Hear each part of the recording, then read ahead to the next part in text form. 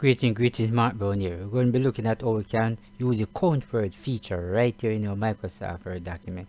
Right, and if you stick around to the end, you will see how important this word count is. So if you're new to this channel, consider subscribe and share it. Alright, we're going to get into it. The first thing that you wanted to do is come right up here to the review tab. You're going to click right on the review tab. You're going to come all the way to your left. You notice it's the count words. When you click right here, bring up this small dialog box. But if you put the cursor right here along the left side of the mouse or the touchpad, you notice I can put it anywhere on the screen that I want it. Right here. And if you notice right here, it shows statistic.